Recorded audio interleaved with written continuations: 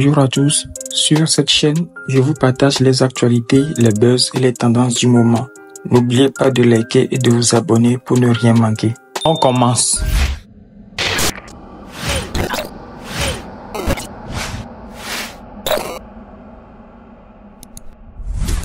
J'ai appelé pour poser une question par rapport à ce que je vis dans ma famille. Donc je suis mariée depuis bientôt 10 ans avec mon mari. Et j'ai appris il y a quelque temps que mon mari sort avec ma petite sœur. De même père, même mère. Que j'avais accueilli chez moi à la maison. Parce que voilà, j'avais décidé que nos parents étaient partis en France parce qu'ils étaient malades. Et moi j'ai décidé de l'accueillir chez moi pour m'en occuper. Entre-temps, voilà, elle sort avec mon mari, elle maltraite mes enfants quand je ne suis pas là. Quoi? Donc, je tombe un peu des nues en apprenant tout ça. Et bien évidemment, le monsieur qui refuse, qui dit que c'est pas vrai, que voilà, enfin, qu'il n'est pas au courant de tout ce qui se passe. Et j'apprends via une de ses amies que mademoiselle est enceinte du monsieur. Et que le monsieur prévoit de la faire voyager, parce que moi, du coup, je suis partie, parce que je suis en expatriation maintenant. Et le monsieur prévoit de la faire voyager pour qu'elle vienne, ici, vous voyez de quel pays j'appelle, puisque Oui. vous avez mon numéro de téléphone. Oui. Pour qu'elle vienne accoucher là. Donc, voilà un peu ma question. Enfin, la question est de savoir qu'est-ce que je fais. On est mariés depuis 10 ans, on a 3 enfants. C'est horrible, là. Ouais. Bon, je vais récapituler. Comment on appelle? Réjeanne, ma puce, tu es là? Fais-moi signe, s'il te plaît. Fais-moi signe, Réjeanne. Alors, je vais récapituler. Tu es marié. Ça fait 10 ans que tu es marié avec ton mari. Vous avez 4 enfants ou même 3 enfants. On en a 3. Ok. Ok, merci Réjeanne, tu es un amour. Écrivez merci Réjeanne, elle est adorable cette dame. Ok, donc tu as eu 3 enfants avec ton mari. Et quand tu as eu les enfants avec ton mari, ta petite sœur, parce que tes parents étaient allés dans un autre pays et elle se retrouvait seule, tu as décidé de la prendre chez toi. Donc ta petite sœur, tu l'as acceptée chez toi, tu l'as hébergée. Et ta petite sœur, en fait, comme tu es une expatriée, enfin, je dis... tu as eu un boulot quelque part, donc on t'a affecté. Tu as dû voyager pour travailler. Et donc, ta petite sœur, c'est elle qui est restée avec tes 3 enfants et ton mari. C'est ça, avant que les enfants ne nous rejoignent et que elle, du coup, j'ai décidé, comme je suis partie, je me suis dit que c'est pas normal qu'elle reste là, il faut qu'elle parte. Donc, elle est retournée à la maison familiale. Mais entre-temps, ils entretenaient leur relation. Ok, donc ça veut dire que quand tu as voyagé, elle est restée avec ton mari et les 3 enfants. Et toi, maintenant, comme tu n'étais pas...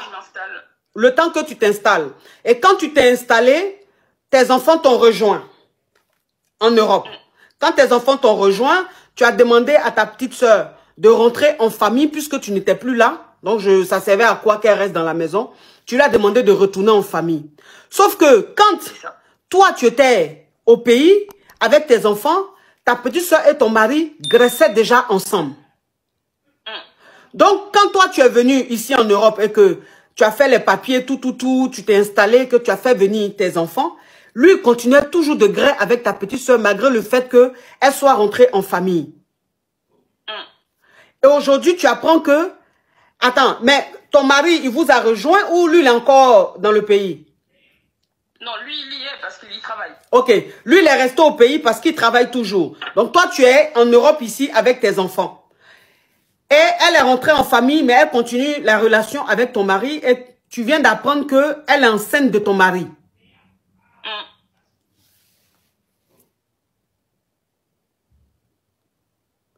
Mais dans quel monde vivons-nous? Mais ma chérie, tu as appris ça comment? J'ai appris ça par des personnes interposées. Et étant donné que je rentre tout le temps, j'ai fait mes petites enquêtes et je les ai vues moi-même de mes propres yeux en train de fricoter. Je les ai vus, c'est assez... Enfin,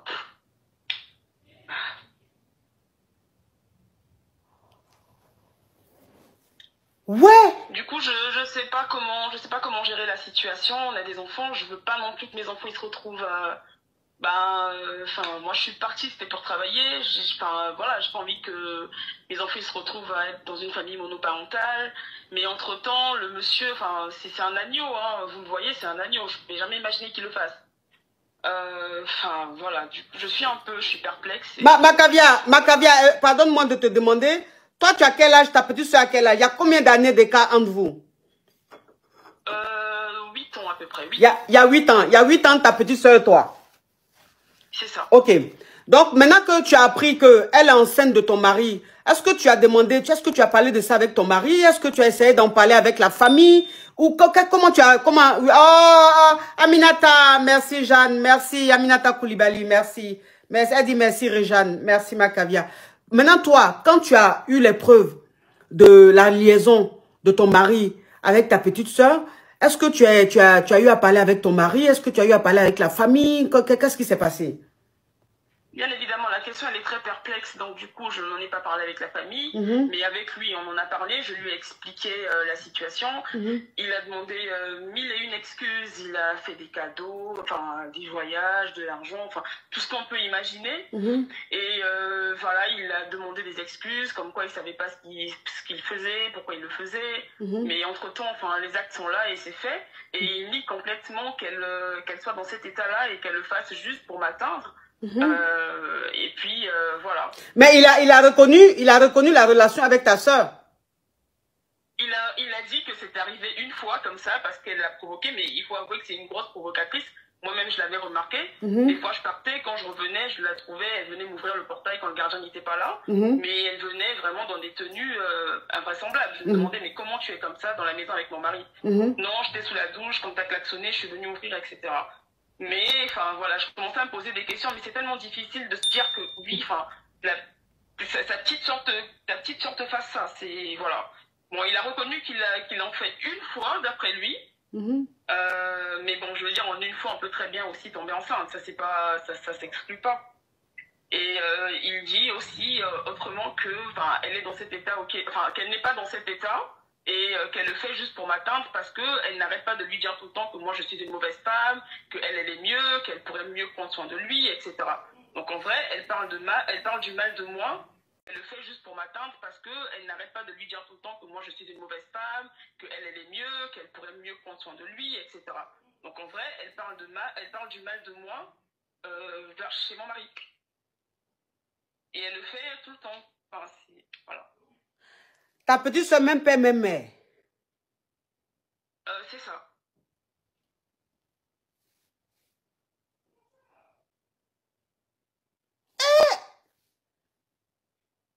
Et donc je me dis, moi j'ai pas envie de parler avec elle parce que, moi je n'ai que des idées sombres dans ma tête. Donc autant ne pas parler avec elle parce que sinon je vais commettre l'irréparable. Et du coup je me retrouve dans une situation que je ne sais pas et que je n'arrive pas du tout à gérer et à régler. J'en ai pas parlé aux parents parce que bon, ils ont un certain âge. Pour l'instant, j'ai géré qu'avec mon mari et quelques amis, mais je viens vers vous parce que justement, je ne sais pas quoi faire et comment régler la situation.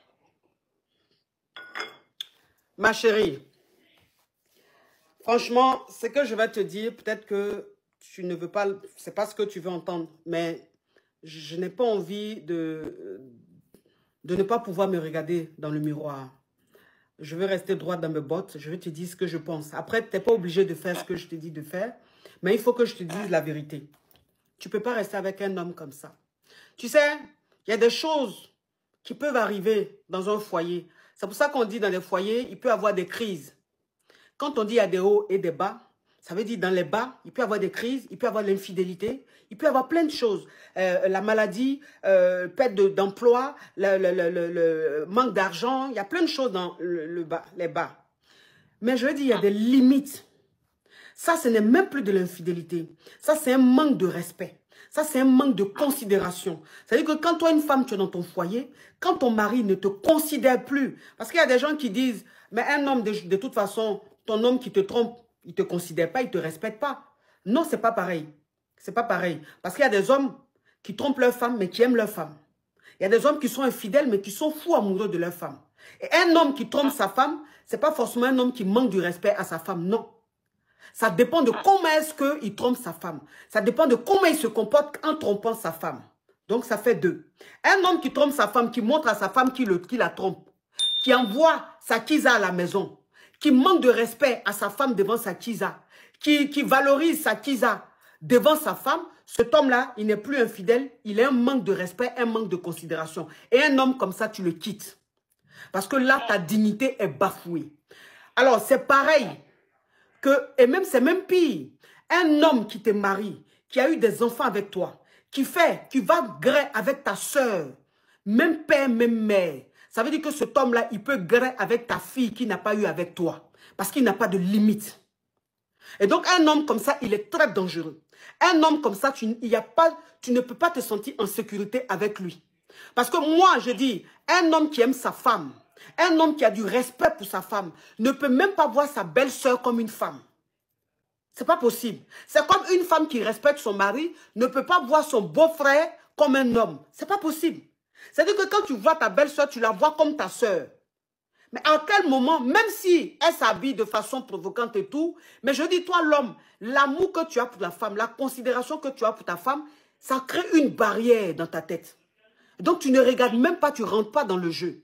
S'il a fait ça, c'est que ce monsieur-là, il s'est dit qu'il a dépassé les limites. Et qu'un homme dépasse les limites, tu ne lui pardonnes pas. Tu peux lui pardonner après, parce que c'est le père de tes enfants. C'est-à-dire, pour qu'il puisse voir ses enfants, il joue son rôle. Ouais, il joue son rôle de père. Mais toi et lui, pour dire relation amoureuse, mariage, consommer le mariage, c'est fini. Tu divorces avec lui. Oui. Il a souillé ta vie, il a souillé ta dignité, il a bafoué ton honneur. Il a créé mais c'est-à-dire qu'il a créé une division dans ta famille. Parce que là, tu n'as pas... Oh, merci Macavia, je n'ai pas vu ton nom, mais t'es un Kiosomac.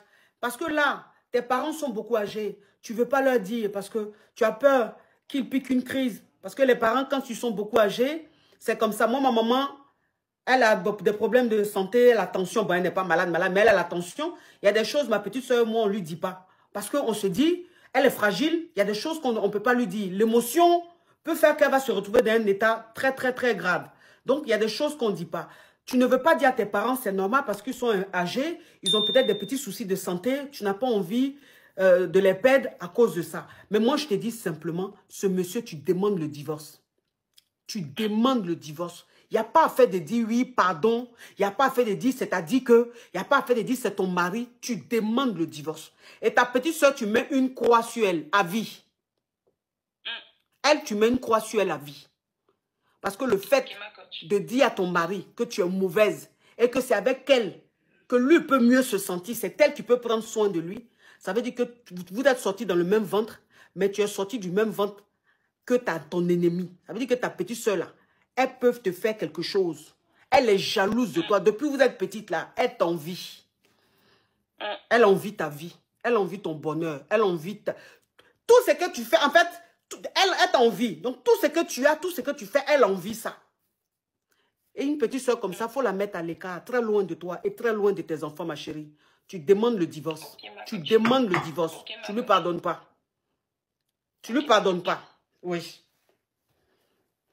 Au revoir, ma caviar. Oui. Ah non, ça, je rigole pas avec ça. Ça, là, je rigole pas avec ça. Ça, c'est... Non, non, non. Chiche. Tu as gré, ma petite soeur. Mais comment toi et moi, on va se retrouver encore en train de gré? Comment je vais te regarder pour que tu puisses me gré? Non, mais c'est pas possible.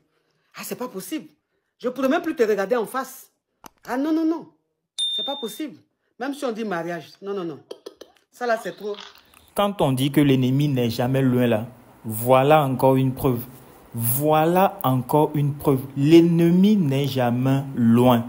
Faisons très attention à qui nous faisons confiance. Faisons très attention à qui nous invitons chez nous. Faisons très attention à qui nous permettons d'accéder à nos maisons, à nos relations. C'est très important.